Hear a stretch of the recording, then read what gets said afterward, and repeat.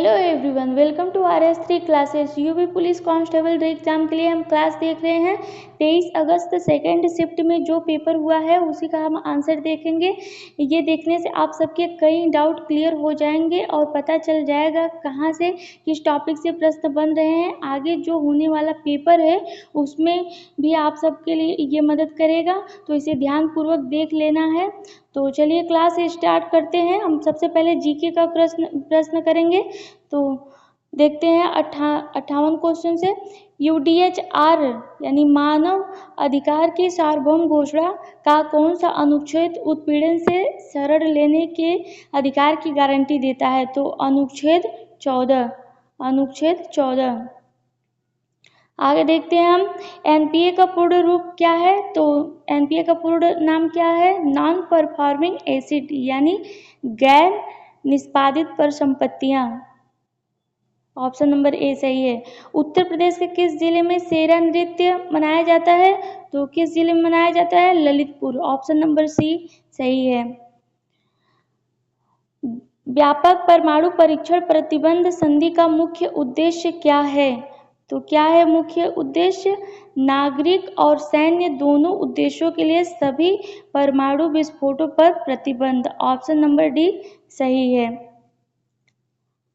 अर्जुन पुरस्कार किस क्षेत्र में उपलब्धियों के लिए प्रदान किया जाता है?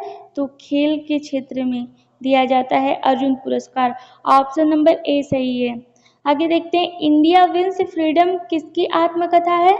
तो अबुल कलाम आजाद का आत्मकथा है India wins freedom. Option number D सही है। आगे देखते हैं 2016 के विमुद्रीकरण के बाद आरबीआई को कितने प्रतिशत 500 और 1000 रुपए के नोट प्राप्त हुए? तो 98.96% प्राप्त हुए हैं। ऑप्शन नंबर ए सही है। 1993 में मानव अधिकार पर विश्व सम्मेलन ने को अपनाया था? तो वियना घोषणा अपनाया था। ये कहाँ पर हुआ था? ऑस्ट्रेलिया में हुआ था।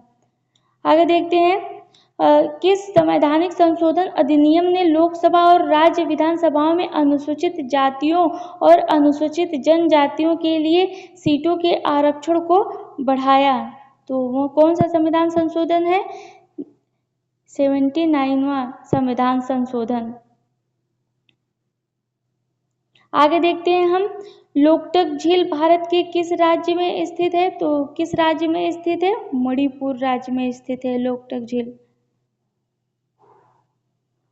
प्रस्तावना यानी उद्देशिका में राष्ट्र की एकता और अखंडता शब्दों का उद्देश्य किस मौलिक सिद्धांत को बढ़ावा देना है? तो इसका आंसर क्या हो जाएगा? बंधुता को बढ़ावा देना है। ऑप्शन नंबर सी सही है। एक सॉफ्टवेयर प्रोग्राम है जो इंटरनेट के माध्यम से आने वाले सभी डेटा को फिल्टर करता है। तो इस कौन सा वो सॉफ्टवेयर है बताइए आप सब? तो फायरवॉल। ऑप्शन नंबर डी सही है। देखेंगे आगे दर्शकों के साथ संवाद करने के लिए सोशल मीडिया प्लेटफॉर्म के रणनीतिक उपयोग के लिए क्या शब्द है? तो सामाजिक माध्यम विपणन यानी बाजारीकरण। ऑप्शन नंबर ए सही है। आगे देखते हैं हम भूटान की राजधानी क्या है? तो ये सब तो आप सबको पता ही होगा, थिम्पू है भूटान की राजधानी। ऑप्शन नंबर सी सही है। भारत में सबसे लंबा नदी पुल कौन सा है? तो भूपेन हजारिका सेतु। ये भारत में सबसे लंबा नदी पुल है भूपेन हजारिका सेतु। आगे देखते हैं सरकार ने किसान क्रेडिट कार्ड योजना कब पेश की थी? तो कब पेश किए थे? 1998 अगस्त 1998 में। ऑप्शन नंबर बी सही है। आगे देखते हैं भारत और वियतनाम के बीच साझेदारी से उनके क्षेत्रीय सुरक्षा परिदृश्य में किस प्रकार परिवर्तन आया है? तो किस प्रकार परिवर्तन आया है? तो इसमें रक्षा सहयोग और समुद्री सुरक्षा बढ़ाकर। ऑप्शन नंबर सी सही है। जून 2024 तक लोकसभा में विपक्ष के नेता कौन हैं? तो कौन है विपक्ष के नेता? राहुल गांधी जी। आगे देखते हैं हम, तुगलकनामा पुस्तक के लेखक कौन है? तो अमीर खुसरो है तुगलकनामा के लेखक। आगे देखते हैं हम, अंतर्राष्ट्रीय अक्षय ऊर्जा एजेंसी क्या करती है? तो यह अक्षय ऊर्जा के उपयोग को बढ़ावा देती है। यह अक्षय ऊर्जा यानी नवीनीकरण ऊर्जा को बढ़ावा देती है, अंतर्राष्ट्रीय अक्षय ऊर्जा एजेंसी। वैश्विक आतंकवाद विरोधी प्रयासों के समन्वय के लिए किस संगठन को जिम्मेदार माना जाता है? तो ऑप्शन नंबर डी, UNCCT को जिम्मेदार माना जाता है। आगे देखते हैं, दूध उत्पाद, ब्रेड आदि आवश्यक वस्तुओं पर GST दर क्या है? तो 5% है। ऑप्शन नंबर ए सही है। आगे देखते हैं हम, चंद्रमा पर नासा के मानवयुक्त लैंडिंग मिशन को क्या नाम दिया गया है? 2024-25 तक होने की संभावना है, उसका क्या नाम है? ऑप्शन नंबर डी, आर्टेमिस नाम है, आर्टेमिस। आगे देखते हैं, अंतर्राष्ट्रीय थर्मोन्यूक्लियर प्रायोगिक रिएक्टर परियोजना का उद्देश्य निम्नलिखित की व्यवहार्यता प्रदर्शित करता है। तो इसका क्या आंसर हो जाएगा? ऑप्शन नंबर बी, बड़े पैमाने पर और कार्बन मुक्त स्रोत के रूप में संलयन ऊर्जा। आगे देखते हैं हम, 14 सितंबर को किस रूप में मनाया जाता है? तो राष्ट्रीय हिंदी दिवस के रूप में मनाया जाता है 14 सितंबर। भारतमाला परियोजना किससे संबंधित है? तो भारतमाला परियोजना सड़क मार्ग से संबंधित है। निम्नलिखित में कौन सा त्योहार भारत में प्रकाश के त्योहार के रूप में मनाया जाता है? तो दिवाली, ऑप्शन नंबर बी, इसे भारत में प्रकाश के त्योहार के रूप में मनाया जाता है। सभी को पता होगा ये चिंदी सी सवाल। भारतीय GST में निम्नलिखित में से किस प्रकार का कर प्रस्तुत किया जाता है? तो किस प्रकार का कर GST में प्रस्तुत किया जाता है? तो सेवा कर यानी सर्विस टैक्स। निम्नलिखित में से किसने पहली बार बुनियादी शिक्षा का विचार प्रतिपादित किया? तो किसने किया था? महात्मा गांधी जी ने किया था पहली बार बुनियादी शिक्षा का विचार। आगे देखते हैं, भारत में 2020-21 में कौन सा राज्य मसालों का प्रमुख उत्पादक था? तो ये मध्य प्रदेश था। प्रथम life time disturbing the peace award यानी शांति भंग का आजीवन पुरस्कार का प्राप्तकर्ता कौन है? तो कौन है? सलमान रुश्दी हैं, Salman Rushdie. Option number A सही है। आगे देखते हैं, सबसे कम लिंगानुपात वाला भारतीय राज्य कौन सा है? तो हरियाणा, ऑप्शन नंबर ए सही है। हरियाणा सबसे कम लिंगानुपात वाला राज्य है। जनसंख्या डी का घनत्व है तो कौन सा है? ऑप्शन नंबर सी सही है। डी बराबर N/S यानी संख्या बटा स्पेस। आगे देखते हैं हम, बायोमेट्रिक प्रौद्योगिकी का एकीकरण भारत के आंतरिक सुरक्षा ढांचे को कैसे बढ़ाता है? तो कैसे बढ़ाता है आप सभी को आंसर देना है। पहचान और सत्यापन प्रक्रियाओं में सुधार करके। आप सभी का बायोमेट्रिक हुआ होगा तो पता ही चल होगा। 1928 में बारडोली सत्याग्रह का नेतृत्व किसने किया था? तो सरदार वल्लभ भाई पटेल ने किया था। 2001 में इंस्टाग्राम को इंटरनेट पर दुनिया भर में सबसे अधिक इस्तेमाल किए जाने वाले सोशल मीडिया प्लेटफॉर्म में स्थान दिया गया था। तो कौन सा स्थान है? चौथा स्थान है। ऑप्शन नंबर डी सही है। आगे देखते हैं हम, चीन ने तिब्बत पर आक्रमण कब किया? चीन ने तिब्बत पर आक्रमण कब किया? तो कौन सा आंसर सही है? ऑप्शन नंबर बी, 1950 में किया था। निम्नलिखित में से किस जीव को जल प्रदूषण का जैव संकेत माना जाता है? तो जल प्रदूषण का जैव संकेत तो मेढक को। ऑप्शन नंबर सी सही है। अब हम हिंदी का क्वेश्चन देख लेते हैं।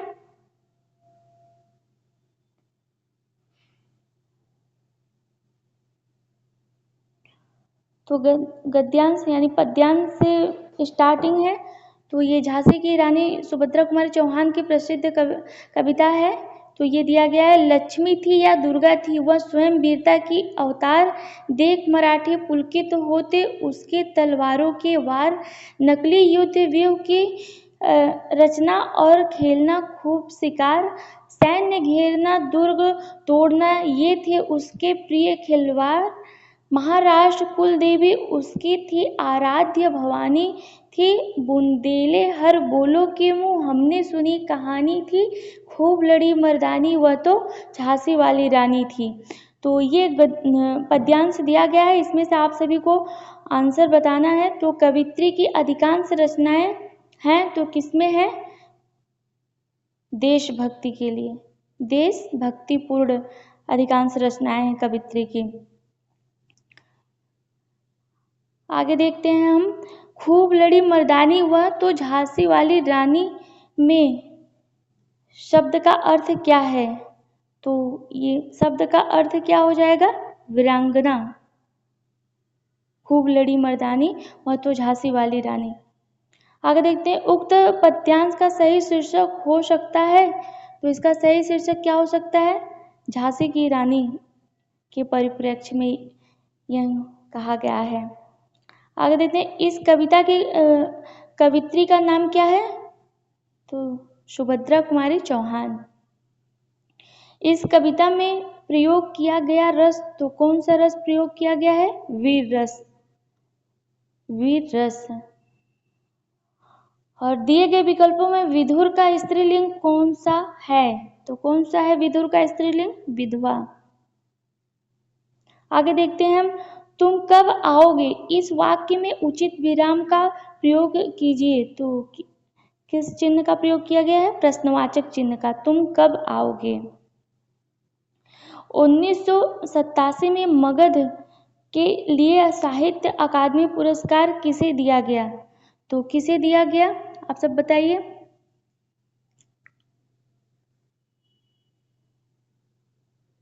श्रीकांत वर्मा को, श्रीकांत वर्मा को। ऑप्शन नंबर बी सही है। तो निम्नलिखित में से कौन सा शब्द विशेषण है? तो कौन सा शब्द विशेषण है? तो ऑप्शन नंबर सी विशेषण है। निम्नलिखित में से कौन सा, व्यय के कितने भेद होते हैं? तो व्यय के 4 भेद होते हैं। व्यय के कितने भेद होते हैं? 4 भेद होते हैं। ऑप्शन नंबर बी सही है। आगे देखते हैं, री वर्ण का उच्चारण स्थान है। तो कौन सा उच्चारण स्थान है री वर्ण का? तो ऑप्शन नंबर डी मूर्धा। काव्य की शोभा बढ़ाने वाले धर्मों को अलंकार कहते हैं। इस उक्ति में प्रयुक्त धर्म शब्द का क्या अर्थ है? तो इसका अर्थ है गुण। Option number B. आगे देखते हैं हम, कानन का पर्यायवाची शब्द है। तो वन और अरण्य दोनों कानन का यानी ये जंगल का पर्यायवाची है। तो ऑप्शन नंबर ए और डी दोनों सही है। अब क्या ऑप्शन माना जाता है वो तो कमीशन बताएगा। तो देखिए आगे देखते हैं, कृताकृत में समास है। तो कृताकृत में कौन सा समास है? कर्मधारय समास है, कर्म धारण समास है कृताकृत में। आगे देखते हैं, निम्नलिखित में से किस वाक्य में कर्तृवाच्य का प्रयोग हुआ है? तो किसमें कर्तृवाच्य का प्रयोग हुआ है? तो ऑप्शन नंबर डी, मोहन पुस्तक पढ़ रहा है, मोहन पुस्तक पढ़ रहा है। निम्नलिखित में से पुल्लिंग शब्द छाटिए। तो कौन सा पुल्लिंग शब्द हो जाएगा? आहार एक पुल्लिंग शब्द है, आहार। माघ फागुन में पड़ने वाले ऋतु के लिए एक शब्द है। तो कौन सा एक शब्द है? शिशिर, शिशिर। ऑप्शन नंबर ए सही है। अभिज्ञ शब्द का समभिन्नार्थ क्या है? तो क्या है अभिज्ञ शब्द का समभिन्नार्थ? जानकार। आगे देखते हैं हम, चीप की दावत के रचनाकार कौन है? चीप की दावत के रचनाकार कौन है? तो भीष्म शाहनी है। Option number C Bhisham Sahni शिव के दावत के रचनाकार हैं। आगे देखते हैं निम्नलिखित में से कौन सा अर्धविराम चिन्ह है। तो कौन सा अर्धविराम चिन्ह है? ऑप्शन नंबर बी अर्धविराम चिन्ह है। इति इति शब्द युग्म का सही विकल्प चुनिए। तो क्या सही हो जाएगा? Option number A. इति मतलब समाप्ति और इति मतलब बांधा। आगे देखते हैं निम्नलिखित में से वाक्य के शुद्ध रूप का चयन कीजिए। तो कौन सा शुद्ध रूप है? मैं गाने का अभ्यास करता हूँ, ये वाक्य शुद्ध है। ऑप्शन नंबर बी सही है। आगे देखते हैं अभय उभय शब्द युग्म का सही अर्थ है। तो क्या हो जाएगा इसका सही अर्थ? Option number A. अभय का अर्थ निर्भय और उभय का अर्थ दोनों। आगे देखते हैं अंधेर नगरी का अर्थ होगा। तो अंधेर नगरी का क्या अर्थ है? ऑप्शन नंबर बी अन्याय की जगह। कांति क्लांति शब्द युग्म का सही अर्थ क्या होगा? तो ऑप्शन नंबर बी सही हो जाएगा। कांति मतलब चमक होता है और क्लांति मतलब थकावट होता है।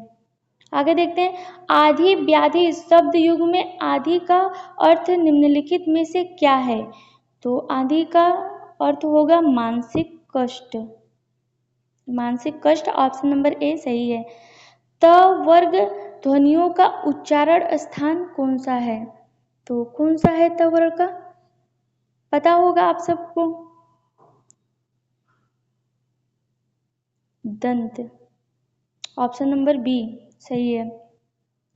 आगे देखते हैं वह लाचार है क्योंकि वह अंधा है। इस वाक्य में कौन सा अव्यय है? तो कौन सा अव्यय है इस वाक्य में? तो ऑप्शन नंबर डी कारणवाचक, वह लाचार है। बिन पग चले सुने बिनु काना कर बिनु कर्म करे विधि नाना। इस पंक्तियों में प्रयुक्त अलंकार कौन सा है? तो विभावना अलंकार है। इसमें कौन सा अलंकार है? विभावना अलंकार है। निम्नलिखित में से किस क्षेत्र में विशेष योगदान के लिए ज्ञानपीठ पुरस्कार दिया जाता है? तो साहित्य के क्षेत्र में विशेष योगदान क्षेत्र ज्ञानपीठ पुरस्कार दिया जाता है। दवाई शब्द का सही बहुवचन रूप वाला विकल्प कौन सा है? तो कौन सा है? ऑप्शन नंबर बी दवाइयाँ, ये बहुवचन हो जाएगा। वर्णमाला किसे कहते हैं? तो वर्णमाला किसे कहते हैं? वर्णों के समूह को वर्णमाला कहते हैं।